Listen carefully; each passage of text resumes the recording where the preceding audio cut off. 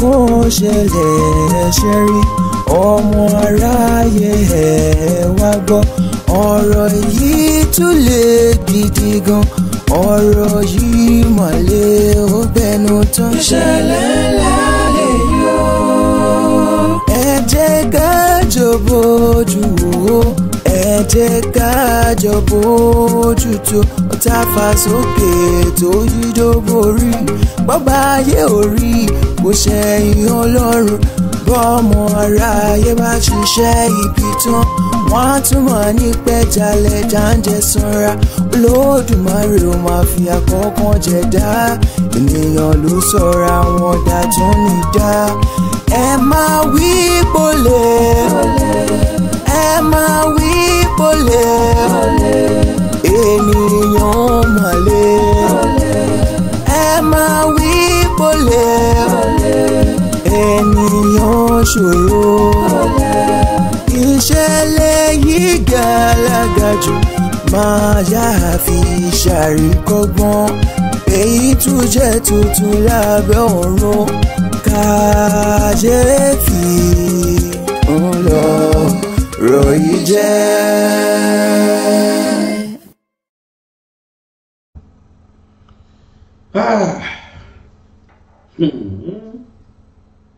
ara mi rírí mo mà lórí ológbò látẹ̀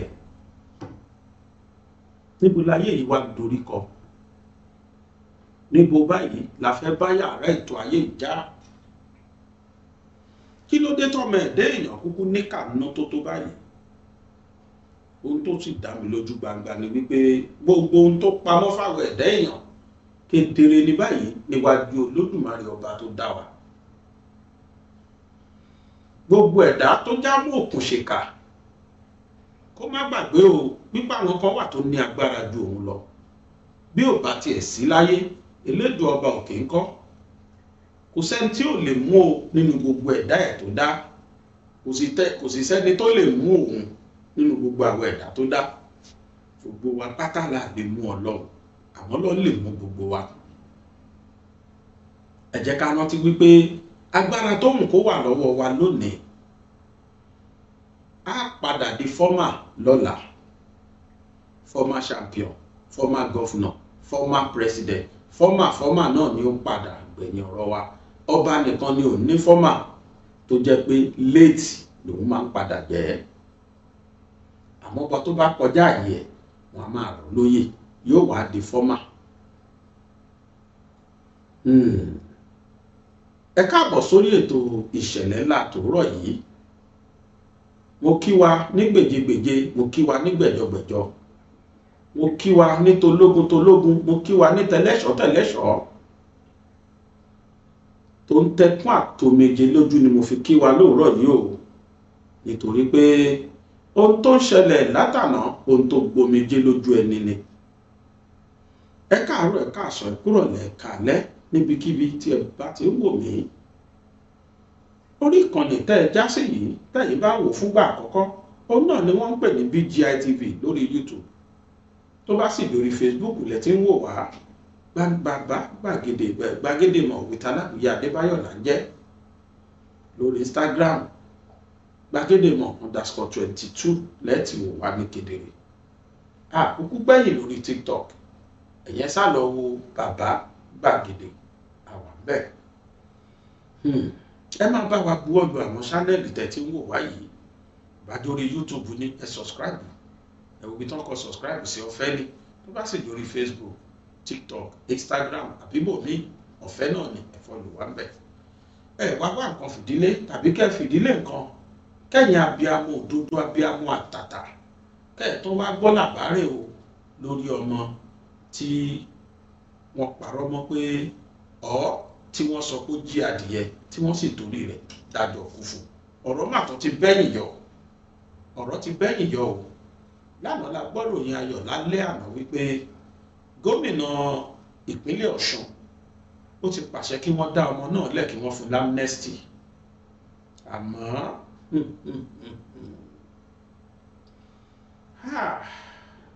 ohun tó wà lẹ́yìn ọ̀fà ọmọ náà ó mà dòjé lọ ọ̀rọ̀ tó ti bẹ́yìn yọ lórí ọmọ náà o ẹ wá pèkù fìdílé tàbí kẹ́ fìdílé nǹkan kẹ́ jẹ́ àjọ máa rìnrìn àjò náà bọ̀. Ọmọ wa ò ní rárìn fẹsẹ̀ sùn, àwa fúnra wa ò ní ṣẹ̀sín àní rárìn fẹsẹ̀ sùn lágbára olódò ọba òkè. Ìṣẹ̀lẹ̀ lágbáà òun náà lè tó tòní o tá à ń bá bọ̀ látàná.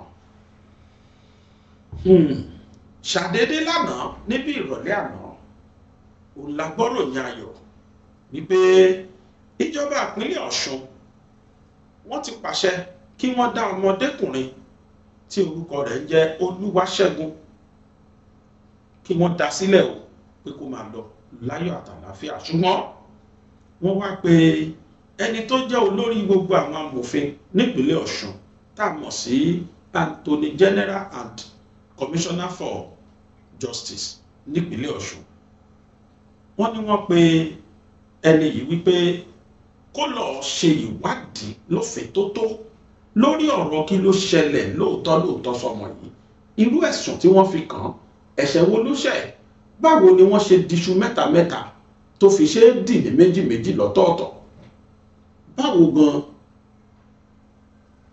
lọ̀bẹ ṣe kú, báwo lọ̀bẹ ṣe bẹ́, báwo ni iṣu ṣe kú. Gómìnà lòun fẹ́ mọ̀ kí wọ́n ṣèwádìí ní fínífíní o. Inú wa sì dùn nígbà tá a gbọ́dọ̀ yẹn ayọ̀ yìí lánàá. Àmọ́ o báyìí làwọn agbófinró mà ti tú jáde tí wọ́n tú yáyà jáde.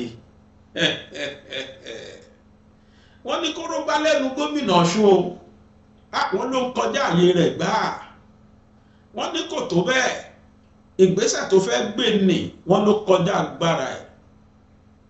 Wọ́n ní lóòótọ́ lágbára láti dá ọmọkùnrin náà sílẹ̀, ṣùgbọ́n pé kí wọ́n ṣèwádìí kí ló ṣẹlẹ̀ sọ́mọ yìí, wọ́n ní kí gómìnà má dánwò.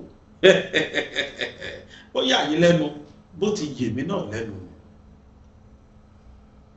Wọ́n pe gbogbo àwọn adájọ́ àwọn agbófinró yìí, wọ́n pè wọ́n ní láàdì, wọ́n sì tún gbọmọ ẹran jó. Ohun tó ṣẹlẹ̀ tí mo gbọ́ yìí ó jẹ́ ìbànújẹ́ ọkàn fún mi pé kí ló wá ń ṣẹlẹ̀ gan-an ní Nàìjíríà yìí o. Ṣé wọ́n mọ̀ọ́mọ̀ sọ eléyìí ni láti fi bojú adájọ́ tó dájọ́ ni, àbí láti fi bojú ọ̀gá ọlọ́pàá tó sọ pé dandan àfi kí bàbá ọmọ yìí lọ wẹ́gbẹ́ kó lọ wá 30,000 wá, ẹgbẹ̀rún lọ́nà ọgbọ̀n. Ẹ jẹ́ àjọ gbé pẹ́rẹ́kí ètò náà kaná o, kájọ sí ọbẹ̀ náà, ó sì jọ dá mi lójú wípé èbúté ayọ̀ lájà sí, ọbẹ̀ tá sì sè, ọbẹ̀ tá jọ jẹ ni. Ó yá ẹ jẹ́ á bẹ̀rẹ̀. Lánàá òde yìí ó ní gómìnà ìpínlẹ̀ Ọ̀ṣun Gọ́fúnà Adélékè ó ní wọ́n tètè jẹ́ kí gbogbo àwọn akọ̀ròyìn gbọ́ pé àwọn náà ti gbọ́ ìròyìn kàyéfì ohun tó ṣẹlẹ̀ nípínlẹ̀ àwọn. Gọ́fúnà Adémọ́lá Adélékè reacts after court sentenced man to death for allegedly stealing a fowl in Osun State. Lẹ́sẹ̀kẹsẹ̀ ni gómìnà ti fohùn lédè. The executive governor of Osun State, Ademola Adeleke, has reacted after court sentenced a man to death in Osun State. His reactions was contained in the post that he shared on his official X handle. In the post that Governor Ademola Adeleke shared on his page, he said the man was sentenced to death for allegedly stealing a fowl. Reacting to the judgment that was made by the court, the Osun State Governor ordered the Attorney General to investigate the matter. Adeleke said, Osun State is a land of justice and equity. Here is what the Osun State Governor wrote on his X handle. I have received a report of a case of a young man reportedly sentenced to death by hanging in Osun State for stealing a fowl. Consequently, I have directed the Attorney General and Commissioner for Justice Osun State to commence full investigations into the matter and initiate process to grant prerogative of mercy to the young man. Osun is a land of justice and equity, and must ensure fairness and protection of the sanctity of lives. I assure members of the public that this matter is receiving my direct attention with every sense of urgency, also attracted to our response to the matter. Eléyìí la rí lánàá nínú wa ń dùn. Àwọn directive tí gọ́fúnà give yìí kò gba ibi tó dáa nínú àwọn agbófinró kan, nínú àwọn amòfin darí, nínú àwọn amòfin kan wọn ò nífẹ̀ẹ́ sí. Kí ló fà á? Wọ́n ní kóró gbá lẹ́nu gọ́fúnà. Báwo ni gọ́fúnà ṣe máa sọ pé kí wọ́n lọ ṣe investigation àbí kí wọ́n lọ wádìí kí ni tó ṣẹlẹ̀ gan? Ohun tó ṣẹlẹ̀ yìí ohun tó kọjá làákàyè tó sì lè bà Nàìjíríà lórúkọ jẹ́ ni. Ohun tó ṣẹlẹ̀ yìí ohun tó kọjá làákàyè tó sì lè bà Nàìjíríà lórúkọ jẹ́ ni. Nítorí pé tó bá jẹ́ lóòótọ́ ẹ̀ṣẹ̀ wípé wọn yìí tí adìyẹ ni wọ́n gbé lọ sí court. Tádájọ́ kan sì jókòó tó dájọ́ kú fún ẹni bẹ́ẹ̀. Judicial system Nàìjíríà kódà ó fi ọ̀dà dúdú ó fi kùn lójú pátápátá ni. Lóòótọ́ aṣọ dúdú ni wọ́n wọ̀, ṣùgbọ́n ojú gbogbo wọn ló ń gún régé tí wọ́n bá wà ní rẹ̀gálíà yìí. Obìnrin wọn a ṣe rí, ọkùnrin wọn a dá lójú. Àmọ́ tó ṣẹlẹ̀ yìí níṣe ló fi ọ̀dà dúdú kùn gbogbo wọn lójú. Tó bá lè lọ jẹ́ pé òótọ́ ni ló jẹ́ṣẹ̀ wọn jẹ́ tìyẹ gbé lọmọkùnrin iṣẹ́ ni wọ́n sì gbé lọ sí ilé ẹjọ́. Ládájọ́ kan wá jókòó pẹ̀tẹ̀pẹ̀rẹ̀ ló wá dájọ́ pé mo dájọ́ òkú fún ẹ. Ó jẹ́ tó bu kódà ó kọjá làákàyè ẹ̀dá kò ṣeé gbọ́. Ṣùgbọ́n láti tètè bo ọ̀rọ̀ yìí lójú àbí láti tètè tún íméèjì, láti tètè tún ojú àwọn agbófinró Nàìjíríà, amòfin Nàìjíríà ṣe, kọ́rọ̀ yìí tó kọjá àyè. Ṣé ẹ gbàgbé pé ilé ayé tá a wà yìí òyìnbó á sọ pé it is now global village. Ayélujára ni ní ìgbésí ayé nísìn, ayé tá a wà ó ti da ayélujára. Bẹ́ẹ̀ sọ l'Amẹ́ríkà lẹ́sẹ̀kẹsẹ̀ ni wọ́n ti máa gbóòórùn sónà Nàìjíríà. Bẹ́ẹ̀ ṣu ní Nàìjíríà wọn a máa gbóòórùn ẹ̀ káàkiri ayé. Kí ẹ tó ṣe níbìkan gbogbo ayé ti gbọ́.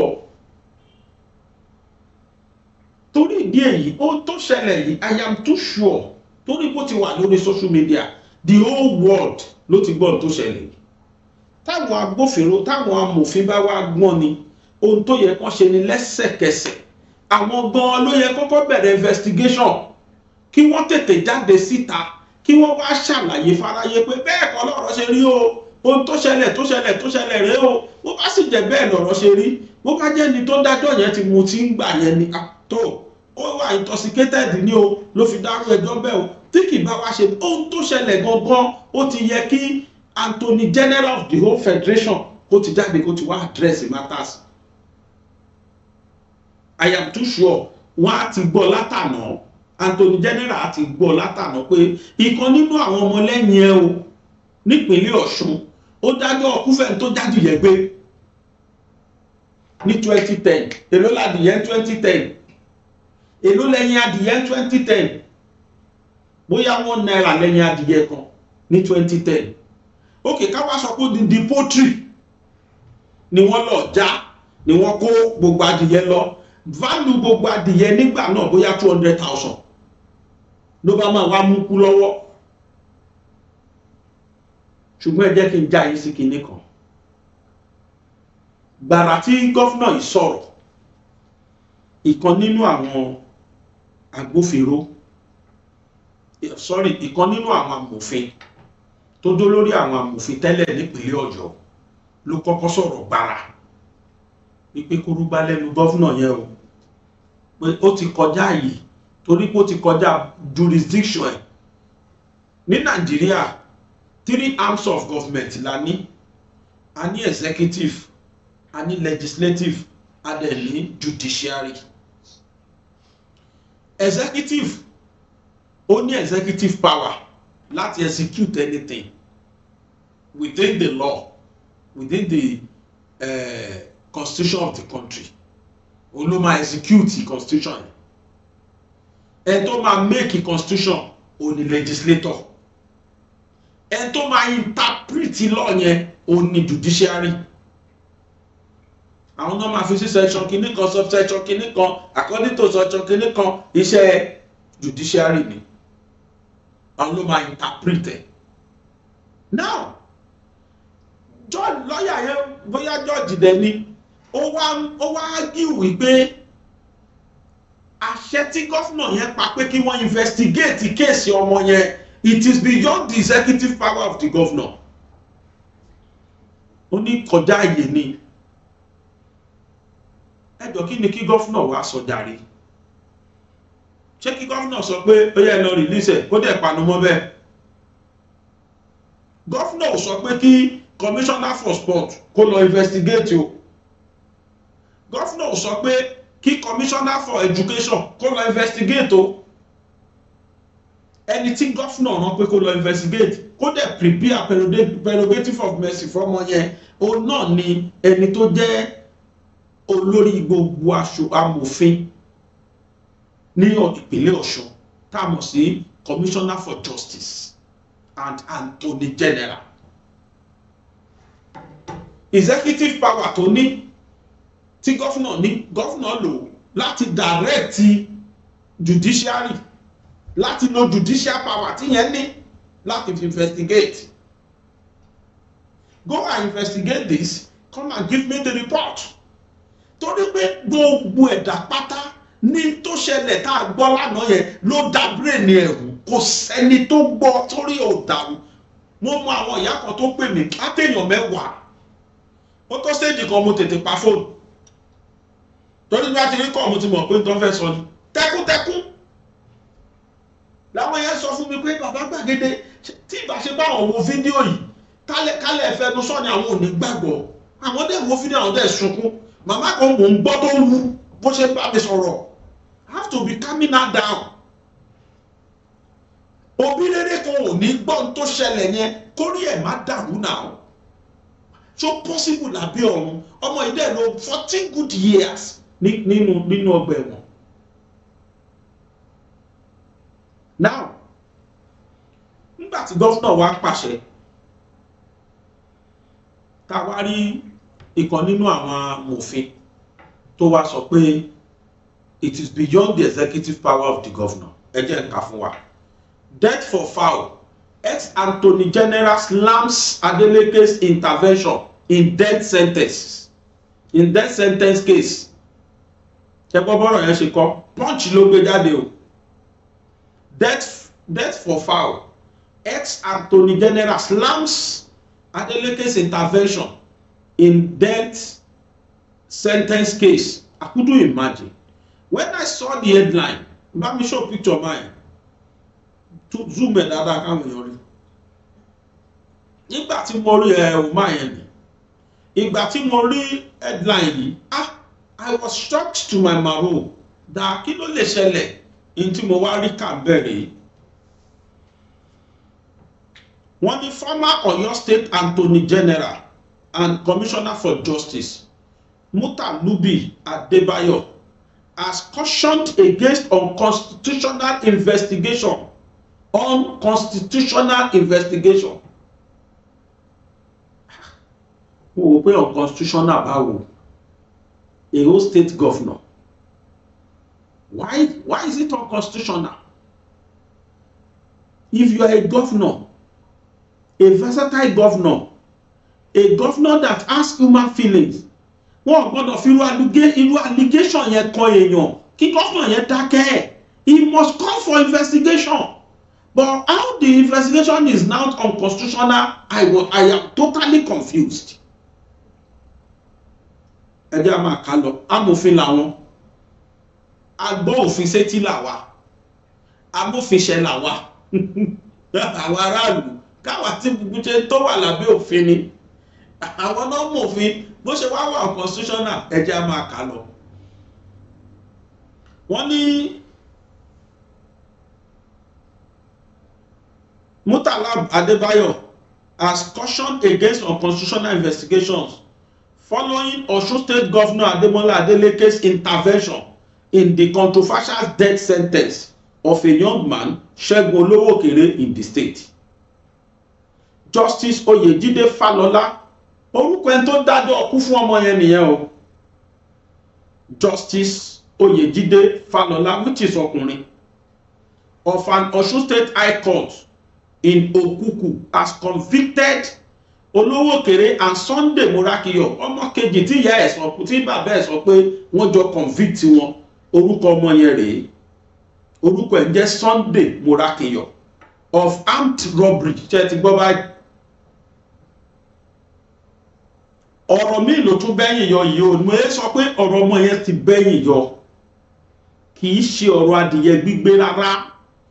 Ó ní wọ́n gbé déwájú adájọ́. Ọ̀rọ̀ tó gbé déwájú adájọ́ ó ní former Attorney General yìí ṣàlàyé tá ń gbọ́ yìí. Ṣé rọ́ ni àbó òótọ́ ẹ̀jẹ̀ a máa kà lọ. Torí pé mò ń wò lánàá pé I was once in this system. Mo ti kẹ́lẹ́wọ̀n lọ sí kóòtù rí. Èmi náà dẹ̀ ṣe mo ṣe law school. Kò possible kí wọ́n gbé minor case déwájú judge. Kí judge wá pronounce capital punishment. But nígbà tí mo gbọ́ pàtì yẹn náà ló gbé to the parents' best of knowledge. Adìyẹ lọmọ wọn gbé ni wọ́n lẹ̀sùn adìyẹ náà fi kọ́ ọmọ wọn. Ṣùgbọ́n ọ̀tọ̀ ní nǹkan tó gbé déwájú adájọ́ ni wọ́n sọ fún wa yìí. Ìtọ́ gbé déwájú adájọ́ ni wípé àwọn ọmọ yẹn rọ́ọ̀bù ni. Ẹ máa wò wọ́n dẹ̀ fẹ́ evidence ilẹ̀. Ṣùgbọ́n bàbá ò mọ kankan. Bàbá kan jókòó sínú ọkọ̀ wo tó ń dun ọkọ̀ wo bọ́n ṣe adjudicate case kò yé.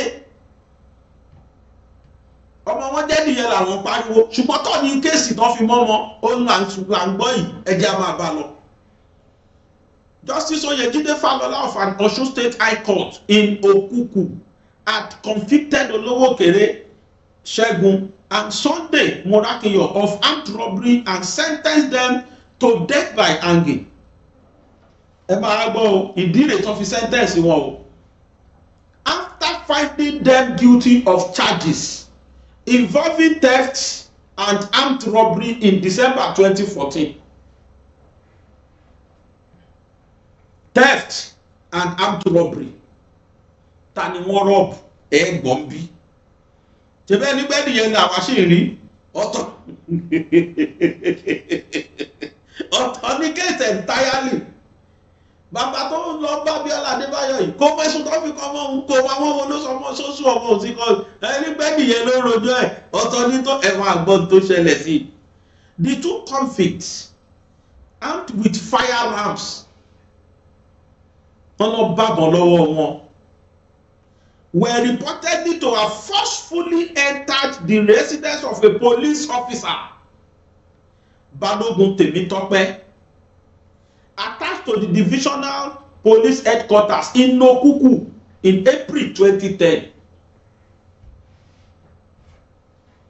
Ṣẹ́rí bọ́rọ̀ ti yàtọ̀ pátápátá sí nǹkan tá à ń bá a bọ̀. Ó tán gbé déwájú adájọ́ rẹ̀ tádájọ́ rí tó dá lẹ́jọ́.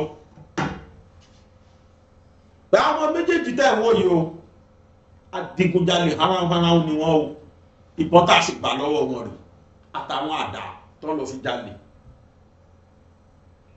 Adájọ́ wá wò pé wọ́n lò lọ sọ́tún lò lọ sósì ó dájọ́ kú fún wọn.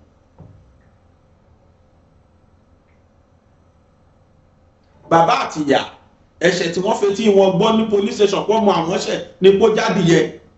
Ìyẹn làwọn sì gé ẹ̀kí náà sì kígbe ẹ̀kiri dànù. Wọ́n mọ̀ pé ṣé ọ̀pọ̀ tí ẹni wọ́n torí ẹ̀gbọ́n bá wọn lọ kóòtù ẹ̀táàlì.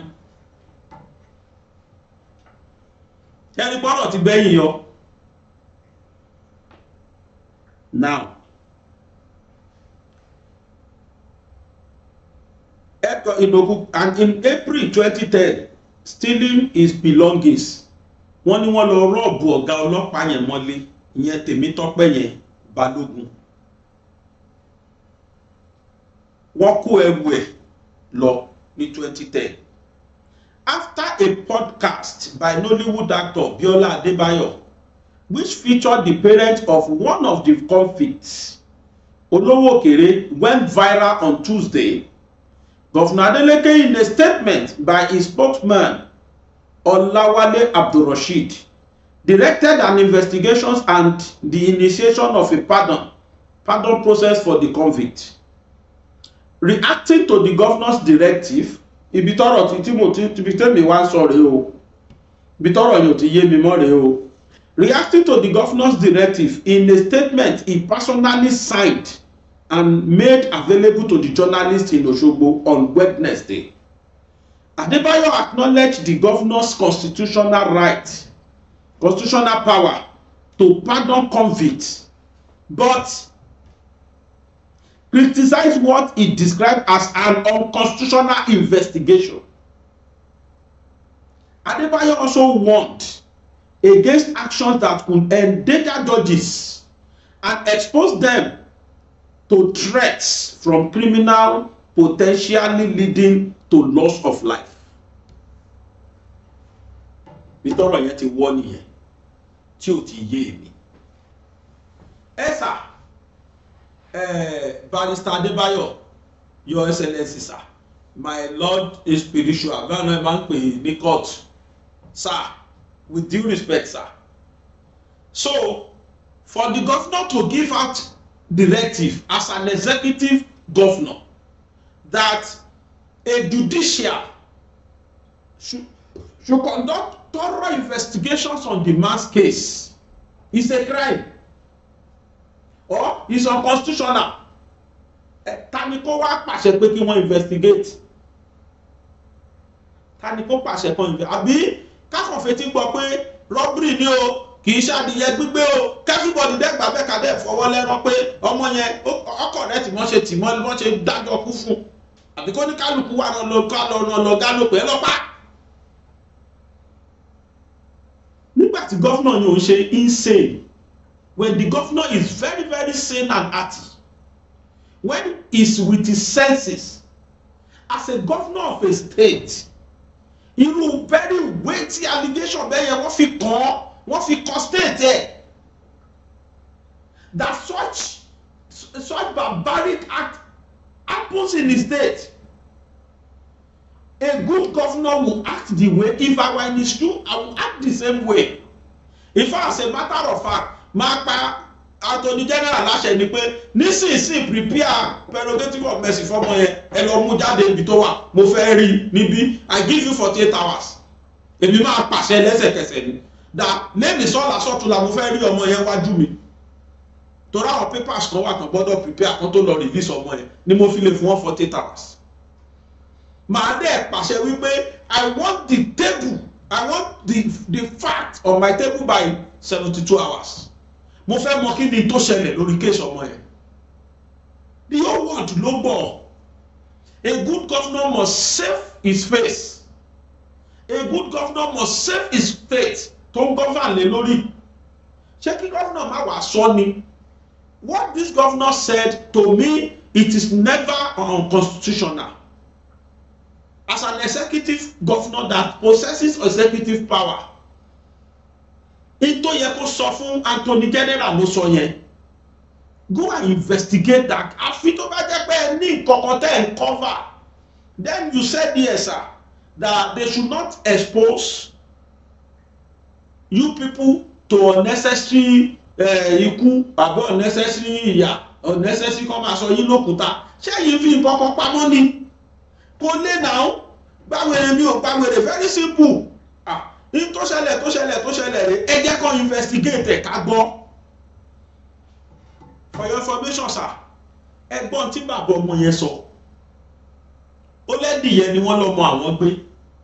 Àwọn dẹ̀ gbọ́rọ̀ yẹn dé ọlọ́pàá wá arrest wọn. DPO police station yẹn sọ pé káwọn lọ wá 30,000 wá. The father was able to raise 20,000.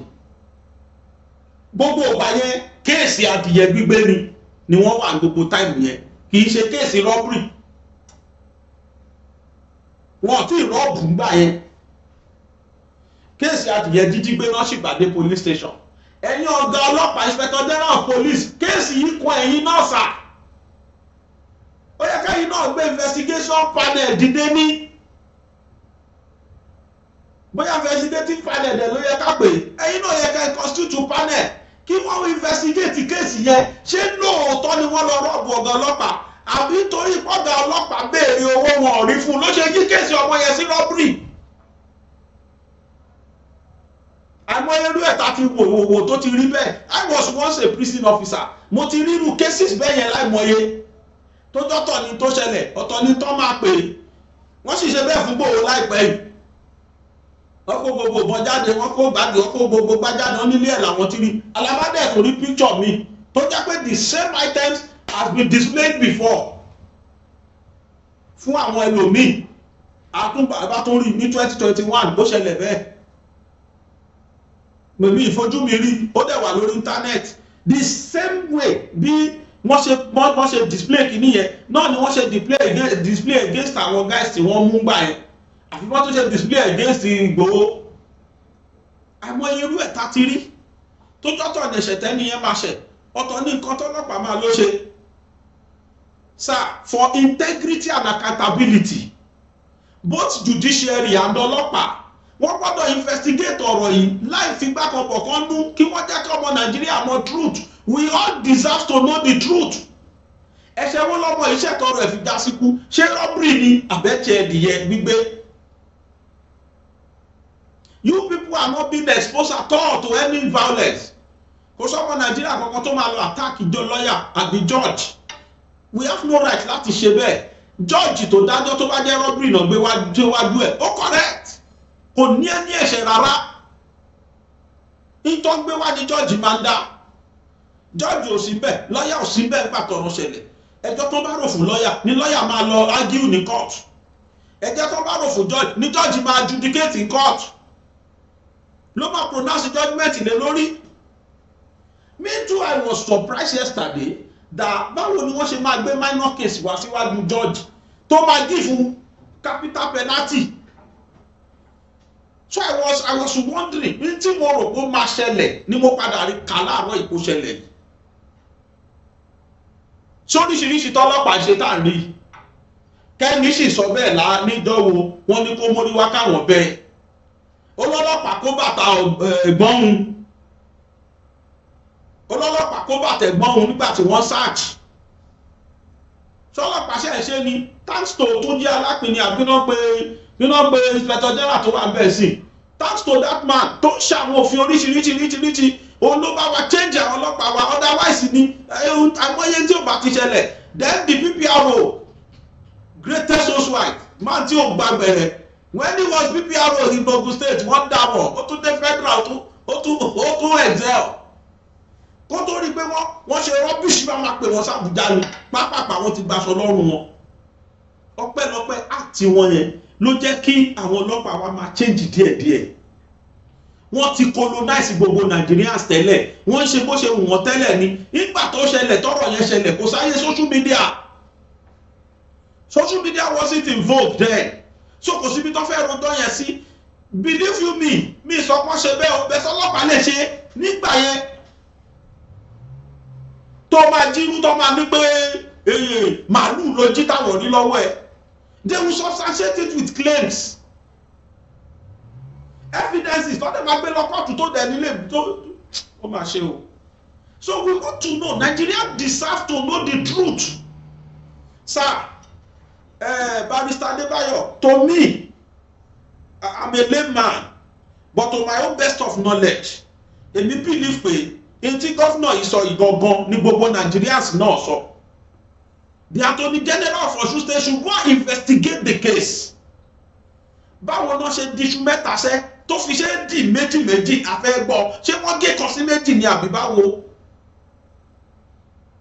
Báwo ni kéèsì ẹdìyẹ báwo ló ṣe di kéèsì robbery ṣé ìyá àti bàbá ọmọ yìí ṣé wọ́n ń parọ́ ni Nigerians deserve to know ó lè ṣẹlẹ̀ a ti lè rí lọ́ọ̀yà kan tó máa kọ́ wọn ní kọ̀rọ̀ pé ẹ lọ sọ pé ṣe lọmọ yín jẹ́dìyẹ pé ẹ máa win ní sympathy lọ́ọ̀yà kan lè kọ̀ wọn bẹ́ẹ̀ táwọn náà dẹ̀ wà tọ́wọ́ execute tó dẹ̀ rí bẹ́ẹ̀ lóòótọ́ wọ́n win sympathy ó lè rí bẹ́ẹ̀ ó lè jẹ́ lóòótọ́ lọ́mọ wọn rob with evidences. One wouldn't know. Nigerians deserve to know the truth, and you can never know the truth without investigations. Kódà àwọn tí gọ́fúnà wa bá fẹ́ ṣe dáadáa, tí gọ́fúnà wa bá fẹ́ ṣe dáadáa, ó yẹ kí gọ́fúnà wa, gọ́fúnà Ọ̀ṣun state rather, ó yẹ yàtọ̀ fún Attorney General yẹn. Ó yẹ kí kó tó constitute àwọn tó máa investigate case yẹn, ó yẹ kí gọ́fúnà fojú rí wọn báyìí. Governor then instruct wọn pé I want truth, nothing but the truth. Kọ́ jọ sún out that investigation yà ní fipá kan bọ̀ kan nú. Kí wọ́n jẹ́ ká rò tọrọ. Nigerians deserve to know the truth. Ní tèmi o, ohun tí Governor Adeleke ṣe yìí, thumbs up for him. It is the best thing for him to do. Governor tí lè sọ anything nípa ẹ̀ àfi tán bá gbọ́ result investigation. Then ta ló gbé kéèsì robbery lọ sí court? Ta ni IPO kéèsì yẹn? Where are the witnesses? Àwọn ará àdúgbò ṣé wọ́n wà aware wípé lóòótọ́ náà wá rọ̀bù lé ọlọ́pàá yẹn? Gbogbo nǹkan yẹn la fẹ́ mọ̀. Gbogbo nǹkan yẹn ní investigation lọ. Bí gbogbo àwọn èèyàn ti kúrò ládùúgbò yẹn pátá, àṣírí rẹ̀ nìkan tó máa rántí kéèsì yẹn pa ní 2010 ó tọ́ wá o ètò wà ní dédé àsìkò báyìí ọ̀gá ọlọ́pàá àwọn ọmọ kan ọmọ kéékèèké léjeléje kan báyìí wá. Ààrẹ ni tó máa sọ̀rọ̀ ní òkùnkùn àbíbo náà pé yẹn lọ́ṣọ́ state. Ààrẹ tó máa sọ̀rọ̀ pé òótọ́ ni o mo wà ń bẹ̀ òótọ́ ni wọ́n wá rọ̀bù máa yìí kápá ti rẹ́ni méjì mẹ́ta ń parí kéèsì òsì mọ́. Ajẹ́ bàbá àtọ̀ àti ìyá ọmọ yẹn ń parọ́ ni. Then they should face the music. But tó bá lọ jẹ́ pé irọ́ ni, tó jẹ́ pé torí 30,000 tí bàbá ò rí fún ọ̀gá ọlọ́pàá, lọ́gá ọlọ́pàá fi yá yí kéèsì ẹdìyẹ sí robbery, ọ̀gá ọlọ́pàá yẹn needs to be punished. It means he needs to be punished. So PPRO ní federal àti Inspector General of Police, ẹ̀yin náà ẹgbẹ́ investigative panel dìde kí wọ́n bá yín investigate kéèsì yẹn. Báwo ni wọ́n ṣe sọ ẹdìyẹ gbígbé ní robbery? Ṣé lóòótọ́ ni robbery ló jẹ́ tí ìyá àti bàbá ń parọ́? Àbí DPO ló yí kéèsì sí robbery? IPO kéèsì yẹn náà kàn wá jáde. All these people need to be produced. Ẹ wo Nàìjíríà tá wà yìí, ayé tá wà yìí generally kò sáṣe gbé o. Ẹ̀ṣẹ̀ téèyàn ti ṣẹ̀ láti 20 years tó rọ́pò ọlọ́pàá mo ti ṣe gbé kò sáṣe torí pé tí ò bá já sí á padà já lórí àwọn ọmọ. Ṣé báwa náà wò ní Nollywood tó jẹ́ nìkan ti ṣàbúrú láti rò pé òun ti ṣe pé ẹni tó lọ sáàfù lábúlé kan tó fún wọn lóyún bẹ̀ tó dẹ̀ sá lọ tẹ́ni yẹn gbóògùn jẹ ṣùgbọ́n gégùn fún kó tó kú pé lágbájá ìwọ ló ṣòun báyìí òun fẹ́ kó láyé tí wọn náà máa fi kú ò ní rí dùnú. Bó o bá gbígbọ́ ọmọ wọn ní dùn ẹnu ó bá fọwọ́ ẹ̀ gbé wọn sí tán ni ó dẹ̀ gbé ìkànjọ́ dẹ̀ kù. Ẹ wo bá tó ti ṣẹ̀ ó ti wá dàgbà képe yẹn tó máa wá já ọmọ méje ọmọ kìíní kú ìkejì kú ìkẹta kú ìkẹrin níbo lórí karùn níyàwó bùsọ. Kí ló ṣẹlẹ̀? Làṣìíríṣẹ́ wà tún pé tó rántí abúlé báyìí tó ti lọ sáà. Ẹ wo yí àtúnṣe ṣẹlẹ̀. Ṣàṣẹ pé kò sí láyé. Bí kéèsì bá ṣẹlẹ̀ 2010 tẹ́nìkan rò pé òun ti lágbára after all tó bá jẹ́ pé tó bá jẹ́ máa ń fi tó bá jẹ́ torí kọ́kọ́ ṣojú gbogbo wa. Bọ́rọ̀ kan ṣe rí ló ṣe ń jó wa lára. Ìyá àti bàbá lè máa parọ́. Ìyá àti bàbá ọmọ yẹn lè máa parọ́ láti fi win cheap sympathy látọ̀dọ̀ àwọn èèyàn. Èmi fi ọkàn sí èmi fi ẹnu sí pé ìyá àti bàbá yìí ń parọ́ ni. Kí wọ́n àwọn agbófinró wá bá wa ṣe investigation nítọ́ ọlọ́pàá. Káwọn amòfin náà bá ṣe investigation ní ti adájọ́. Tọ́dájọ́ bá ti lè sọ sàṣẹ́ ti claim yẹn pé robbery náà gbé déwájú mi. Adájọ́ lẹ́jọ́ rò mọ̀. Ẹjọ́ tó gbé wáwájú ẹ̀ ló dá. Kádájọ́ nǹkan gbàgbé ẹ̀ ká máa kọrin rékì. Bàbá yóò lẹ́jọ́ rò mọ̀. Kò sí kéèsì lọ́rùn ẹ̀ mọ̀. Because nǹkan gbé wá ló dá kò dẹ̀ sí mbẹ̀. And normally ọjọ́ tó bá gbé wá déwájú adájọ́ máa dá. It's correct. lẹ́nu látàná pé báwo náà ṣe máa gbé minor offence wá síwájú adájọ́ tí ó dẹ̀ máa give capital punishment. Lọ́yà defendant ṣe wọ́n ní lọ́yà kò dẹ̀ yarí pé my lord rárá o ẹjọ́ tẹ́ dá yìí o kò correspond. It is totally out of box. Gbogbo lọ́yà ayé pátápátá lọ̀rọ̀ yẹn máa yà lẹ́nu látànà àti àwọn irú wa tá a ní little knowledge nípa lọ. Báwo ni wọ́n ṣe máa jáde yẹn gbé tó máa dájọ́ ọkú fún? Ṣé nígbà tó lọ gbádìyẹ ṣọ́pá ládìyẹ ni? Ṣé wọ́n pa security síbẹ̀ ni? Ṣé ọmọ ẹni tó ládìyẹ wà bẹ́ẹ̀ tó dí wọ́n mú tí wọ́n yìnbọn fún lórí ni? Tí ìbá ti ṣe gbogbo yẹn ń bẹ̀ wọ́n lẹ́jọ́ ọkú. Ó jà mí lẹ́nu látànà, but ibi tọ́rọ̀ tó ti wá bẹ́yìn yọ ìpé robbery ni ẹ jẹ́ ká investigate. Barrister Adébáyọ̀ sir, your excellency, with due respect sir, in tí gọ́fúnà wa sọ yìí èmi ò rò bó burú o. The senior lawyer argued, urged the government and the public to avoid being misled by bloggers and social media commentators spreading half-truths and falsehood to vilify and harass the judiciary. Nobody is harassing judiciary here. In tagbo la ṣe sọ. For you people to vindicate yourself, you need to come and give us proofs. Robbery ni wọ́n gbé wá sí wa. Let the judge even speak. Ṣé Bọ́ṣù state ni even kí judge yẹn ti retire nínú aṣọ tó bá sì wà láyé, let him come out and speak. Tálẹ̀ sọ Ṣẹ́gun olówó kéré ní 2014 èmi tí mo dájọ́ yẹn rè robbery case náà gbé wájú mi wọ́n lè lọ fá fáìlì ẹ̀ jáde judge yẹn dẹ̀ sọ̀rọ̀ pé robbery case náà gbé wá ni mo ṣe dájọ́ kú fún even circumstances by circumstances ni mo ṣe ó ti tán kò síjú títí judiciary bẹ́ẹ̀ mọ́ ẹ̀ńtà abalẹ́jọ́ sí lọ́lọ́pàá àti IPO case ọlọ́pàá tó náwó arọ́bù mọ́lé àti IPO case kí wọ́n substantiate claim wọn dẹ̀ lókù then Nigeria will rest. Àwa yí padà lọ sórí ìyá àti bàbá yẹn àwọn ayé wa ní kan mórí wá sì kan fọrùn lẹ̀ bẹ́ẹ̀ wá fún kí ló dé tẹ̀ ń parọ́ fún wa kí ló dé tẹ̀ ń mislead gbogbo Nigerians or the whole world gan kì í ṣe Nigerians nìkan because the whole world ti gbọ́rọ̀ ẹ̀ láìpẹ́ ìkọ́ni ìyá mi lẹ́nu ti bá gbọ́ kéèsì yẹn CNN wọ́n tá ní sí méjì Nàìjíríà nínà ìyá àti bàbá wọ́n ṣe máa parọ́ mọ́ judiciary wa ẹ ṣe máa parọ́ mọ́ pé wọ́n dẹ́gbà ṣe máa parọ́ mọ́ ọlọ́pàá wa wọ́n lọ rọ́ọ̀bù ọlọ́pàá ẹ wá náà jáde yẹn gbé gbogbo nǹkan yẹn ni wọ́n máa tákù ìyá àti bàbá yẹn kódà ìyá àti bàbá wọn lè tí wọ́n mọ́lé wọ́n yẹn ṣe bà Nàìjíríà wa lórúkọ jẹ́ torí kíni on top of waiting gbogbo nǹkan yẹn la máa mọ̀ ẹ̀yẹ ṣáàjì àródòdó náà kápọ̀ ta ní parọ́. Now, Barrister Adébáyọ̀ still goes forward though.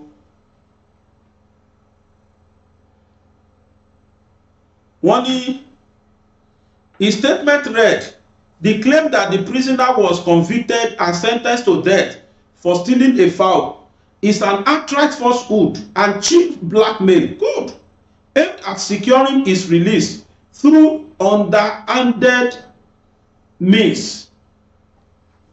Mo ti sọ bẹ́ẹ̀ náà tẹ́lẹ̀ a lè rí inú lọ́yà tó máa sọ pé ẹ lọ sọ báyìí jàre ó lè jẹ́ lọ́yà wọn ó lè jẹ́ anybody tó mọ̀ òfin pé ẹ bá lọ sọ báyìí lórí program ó máa win ní ṣe popularity dáhùn èèyàn máa sympathize pẹ̀lú ẹ̀ kí àná máa fọmọ yínlẹ̀ láì rántí mọ́pọ́n lè investigate.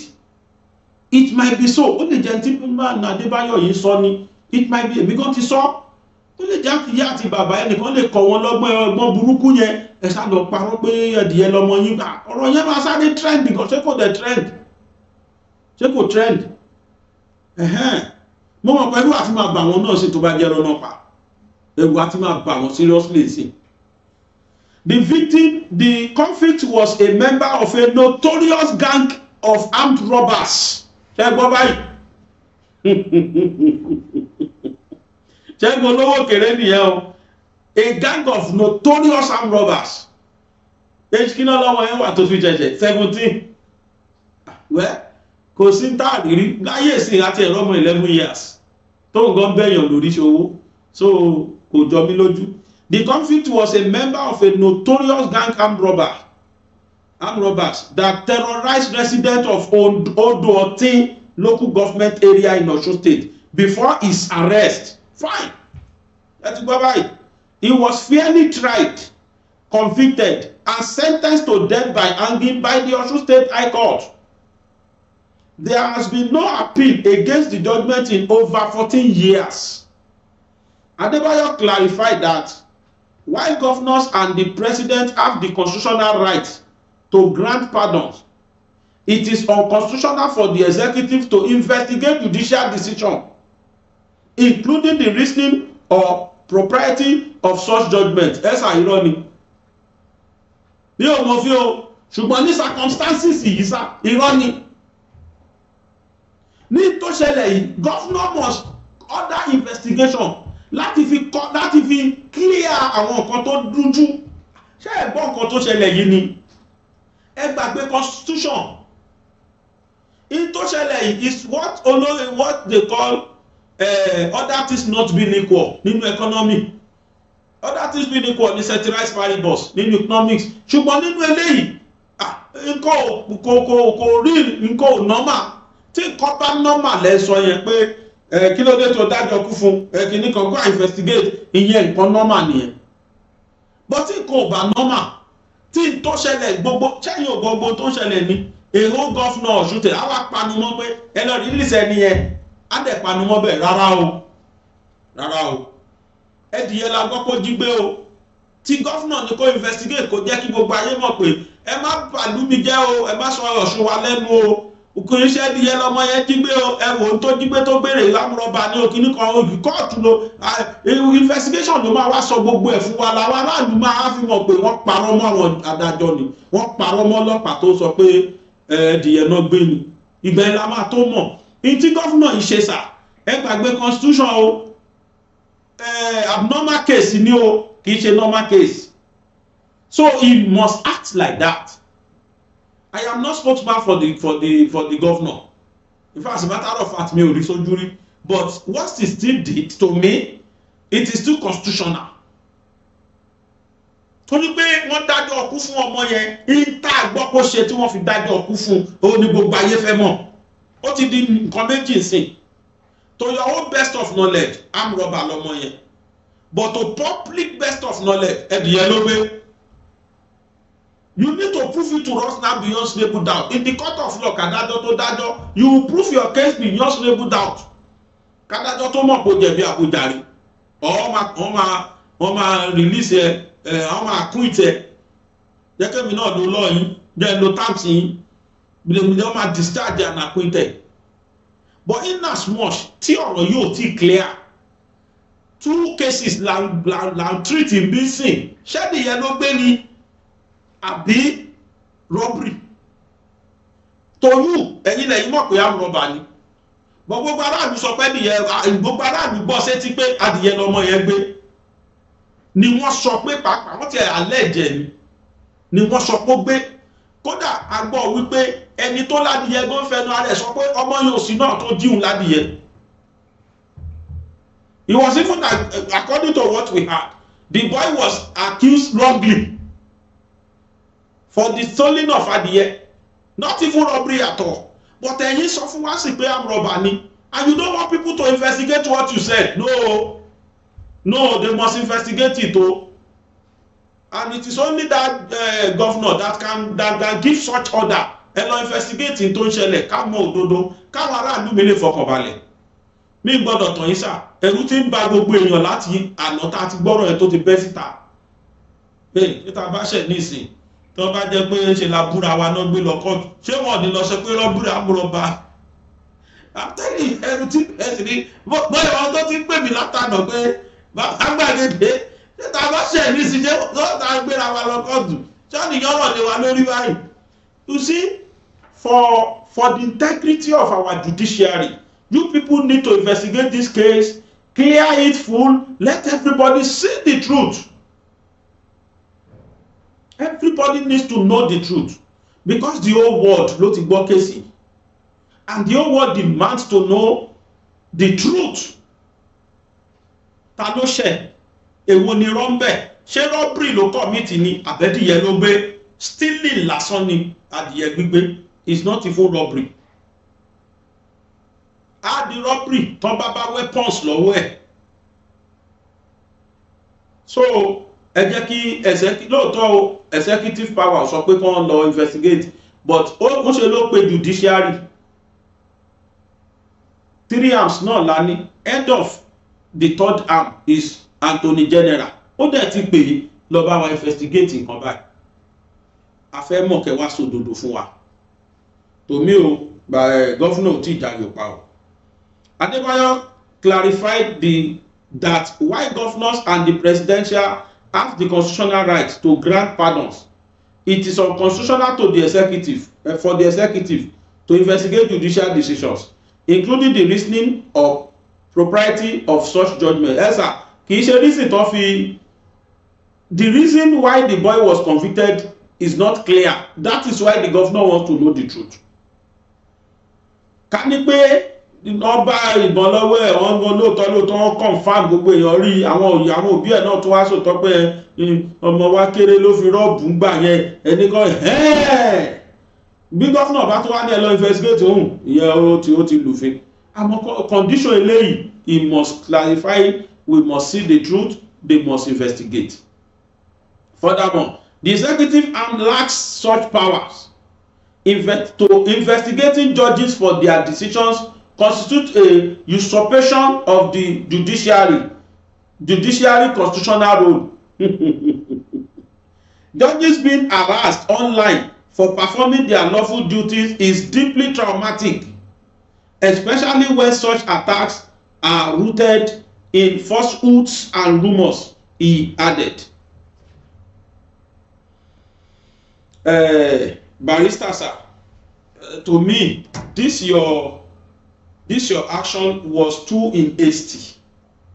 To me, ikú dẹ̀ ló bí kẹ̀lẹ̀bẹ̀, ntọ́ ti ń ṣẹlẹ̀ tẹ́lẹ̀ sí ẹ̀yìn judiciary ló jẹ́ kí bàbá yìí náà tún fi kànra jáde tó wá sọ̀rọ̀ pé kí ló dé ṣáwa nìkan ní ẹ̀yìn nìkan kọ́, èmi náà mo fọlọ́ búra wọn láì. I don't support any attack for the judiciary. No. That's why you don't see me speaking on Dele Farotimi's case. I intentionally evaded it. Despite the fact ọ̀pọ̀lọpọ̀ pé mi pa kí n sọ̀rọ̀ lé lórí, mo intentionally má sọ̀rọ̀ lé lórí ni. Torí tẹ̀mí bá sọ̀rọ̀ máa yàtọ̀ pátápátá sí gbogbo téèyàn sọ. Torí ẹ̀mí ṣe fẹ́ sọ̀rọ̀. Mi ì fẹ́ ṣe àwọn followers mi. Mi ì fẹ́ disappoint ọ̀pọ̀lọpọ̀. That was why I kept quiet. Because case yẹn díẹ̀ lọ́wọ́ ọkọ, díẹ̀ lọ́wọ́ àlè ni. The resultant reaction was too much, but the culprit acted hasty generalized fallacy of hasty generalization. So the sọ jù bẹ́ẹ̀ lọ.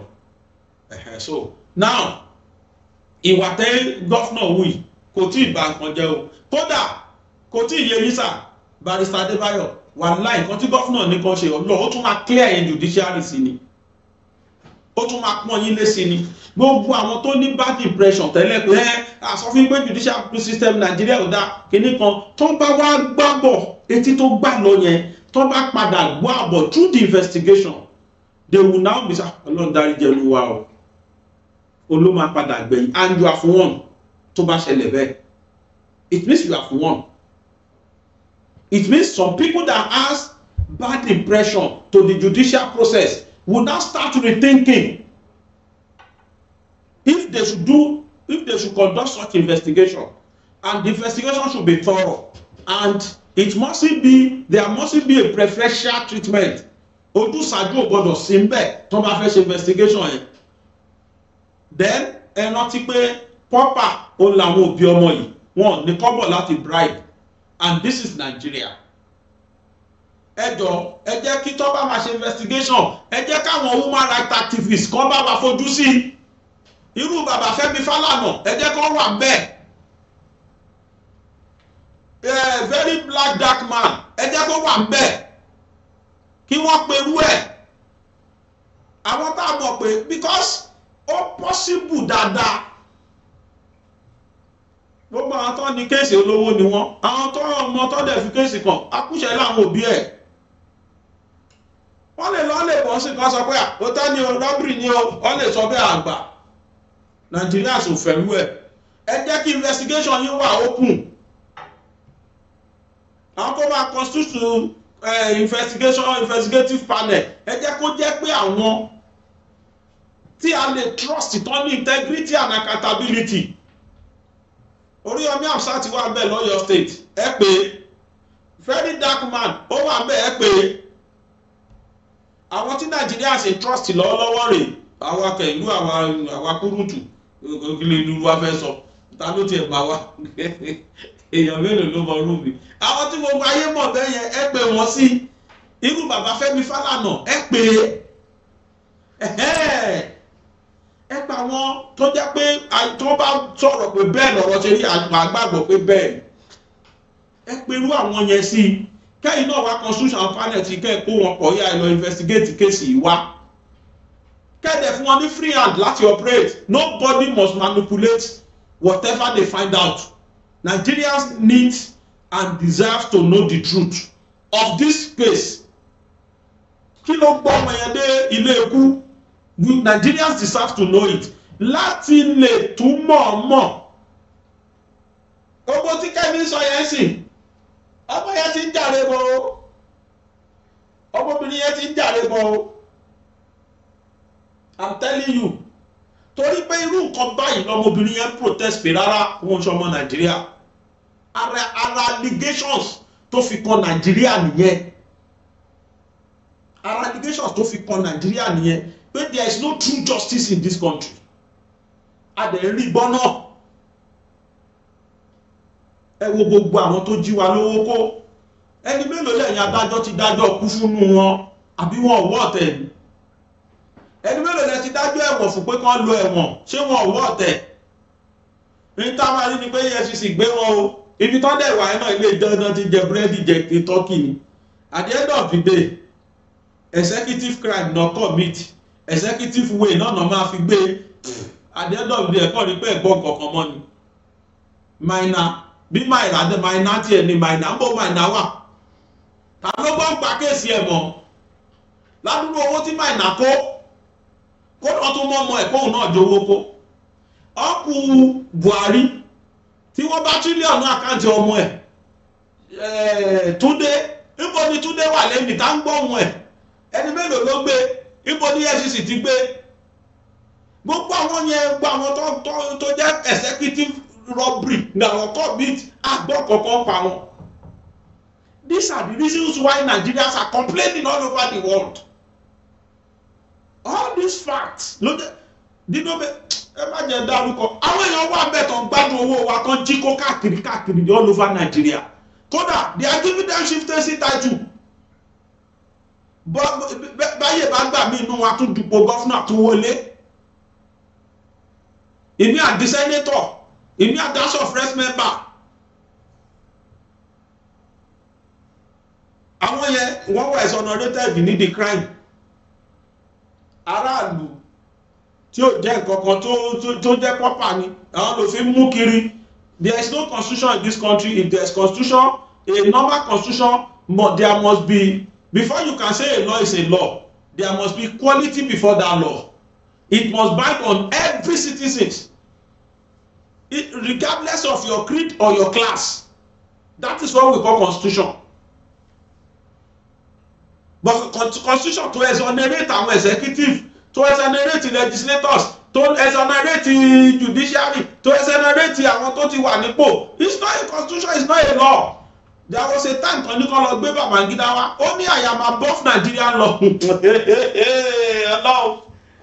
Àti gbàgbó. So that is what we are saying, sir. Nigeria deserves to know the truth. Ní court tó bá fi lógún tó fi lọ́gbọ̀n á ní I rest my case. Sir, I rest my case. Láyọ̀.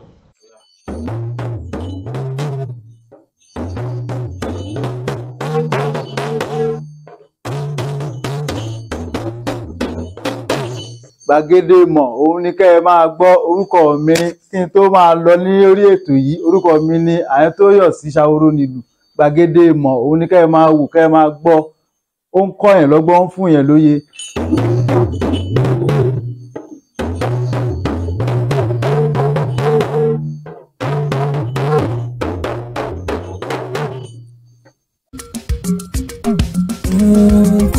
ṣẹlẹ̀ ṣe rí ọmọ aráyé ẹ̀ wá gbọ́ ọ̀rọ̀ yìí tún lè gidi gan ọ̀rọ̀ yìí mọ̀lẹ́ ó gbẹnu tán. ìṣẹ̀lẹ̀ ńlá lè yọ.